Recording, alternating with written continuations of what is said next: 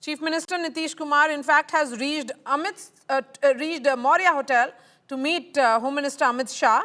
That's where Home Minister Amit Shah is there at present. So when the Chief Minister's cavalcade actually moved out of One Anya Marg, it was actually to go to the Maurya Hotel. He may be present also to welcome Prime Minister Modi as part of the protocol, because the chief ministers of a state have to be present when the prime minister arrives in that state. So we'll be getting those visuals as well, and let's go breaking to that story which has just come in.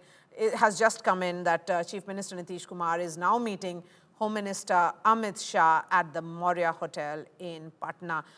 Yes, let me bring in Professor Badri Narayan, and I'm hoping his network is much better right now.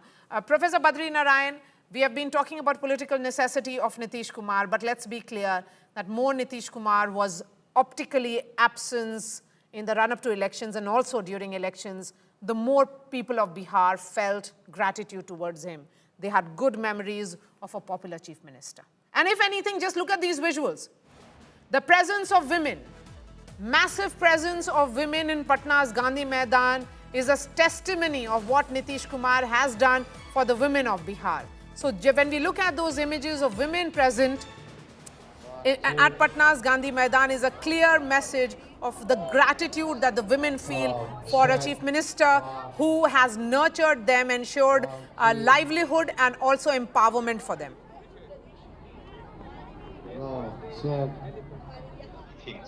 It is telling that the new history of democracy or new politics in India, also in Bihar, has emerged, and that is the women-led participation of democracy. I was reading a news somewhere in the newspaper. One woman was beaten, and when she went to the doctor, she said that his doctor said that you have voted to Nitish Kumar, go and get treatment from him. So women in that way are struggling to maintain this regime, because this regime gave them empowerment. One very interesting thing which you are showing on the screen is the Yogi Adityanath.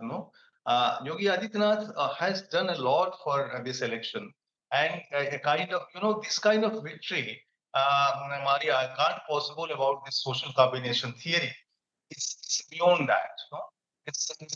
I used to say that this kind of effort which Yogi Adityanath has done, a kind of Hindutva sense, also the very sense, developmental sense, combining developmental effort with the social welfare policies. So these all combined together and gave the victory to Nitish Kumar. And women is the central of that, because women is the key of the society, key of the home, the houses, and they have not yet got importance. Nitish Kumar gave them importance in the policies, also in participations, various 30% job in the police, and the local panchayat elections. So various, and I remember. Just hold on to your thoughts. Leshi Singh has spoken to India today. She is returning in the Council of Ministers. She was already a member.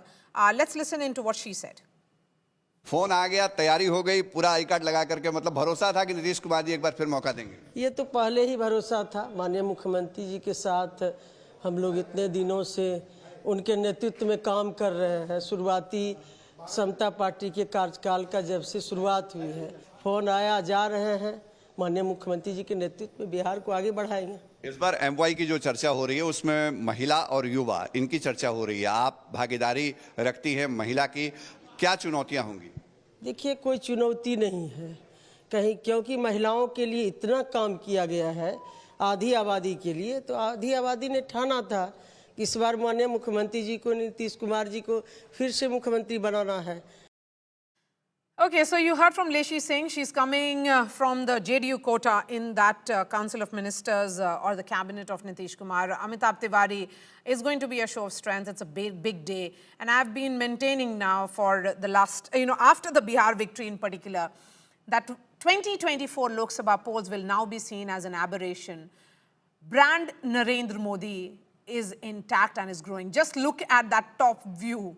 The bird-eye view of Patna's Gandhi Maidan. Massive crowd gathered for the swearing-in ceremony. Amitabh Tiwari. Yeah, of course, massive crowds. And you mentioned about the 2024 Lok Sabha elections. Now, if you see after the 2024 Lok Sabha elections, the BJP won Haryana, which was considered to be a cakewalk for the Congress party after their performance in the Lok Sabha. It won a two-third majority in Maharashtra, a more than two-third majority now in Bihar, and also has snatched Delhi from the Aam Aadmi Party. So what it clearly shows is that these victories clearly establish the fact that the 2024 Lok Sabha election results were largely an aberration or some sort of a strategy misplaced by the BJP or perhaps overconfidence in the cadre and the workers Visuals now on the coming in. ground. Let's go full frame to it. Chandrababu Naidu, Andhra Pradesh Chief Minister, arriving in Patna. Remember, I've been saying the Patna airport is a massive airport now, and the flights today are coming from across the country to participate. These are planes carrying the chief ministers and deputy chief ministers of all NDA ruled states. Chandrababu Naidu, seen as the CEO of Andhra Pradesh, is there in Patna to participate in the oath-taking ceremony. Go ahead, Amitabh. An aberration, and this also re-establishes Narendra Modi's leadership as the tallest leader of India currently. See, how is BJP different from other parties is the fact that after the setback in Lok Sabha elections, it took course correction, it took steps to neutralize some of the losses, and that's what we have seen. That the party workers, cadre leaders have worked immensely hard on the ground to reverse some of the losses made in the Lok Sabha election, and that shows that the party has taken course correction after the results in Lok Sabha and has taken adequate feedback, unlike opposition parties, which from day one in Haryana or Maharashtra were very confident that they were winning. The BJP leadership and the workers were circumspect. They were not announcing that they were ahead, and ultimately, in the elections, they showed their actual might and emerged victorious. So that's what the difference, I think, perhaps is between the BJP and other opposition parties, where BJP, after this win in Bihar, is already talking about the Bengal election right from day one. Whereas we have seen that the opposition parties have yet not been able to digest the loss or have not even taken any deep study of the factors as to why they have lost the elections. So the question is that, on the other hand, you have opposition which is not indulging in the right kind of introspection. What is needed is introspection at this point. It cannot be about a blame game. Stop blaming SIR. Stop blaming other, constitutional institutions. The opposition did not get its strategy right, is evident by all the reporters who were there on the ground. The NDA had an edge.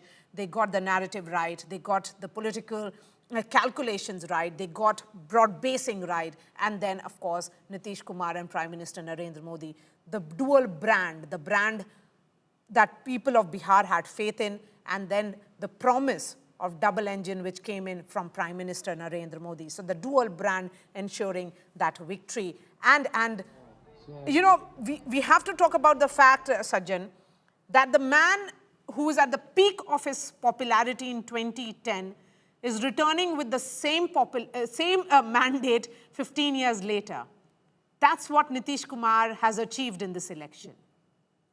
Yes, precisely. And Nitish Kumar first tenure, that is 2005 to 2010, that can be called the Amrit Kaal of Bihar. Mind it, when Nitish inherited power from the erstwhile regime, it was 21st century wherein India was confident, while BJP NDA1 has lost, but India shining and feel good factor. That was certainly something wherein the market has made its presence. It was the aspirational India. Unlike that, Bihar was sinking, right? So Nitish Kumar inherited and emerged as the not as the leader, a new leader, but as a savior of Bihar. And from being savior of Bihar, 2005 to 10, the narrative changed in academia and popular analysis. It was from caste to development, from decadence to infrastructure, from misgovernance to law and order. So it was in 5 years a powerful package, and that still remains a reference for Nitish Kumar himself. Now, in his last tenure, that is this time, when he is swearing for the 10th time, one would be expecting that perhaps he would surpass the performance, tectonic performance of his first tenure. And how would he surpass? And therein we'll find that Bihar, which is overwhelmingly a youth driven state, certainly we have been talking about the reference point this time has to be changed. It cannot be this is the final decimation of the Jungle Raj. And therefore, a leader who remains the pivotal reference, whether you like or dislike, you cannot ignore Nitish Kumar.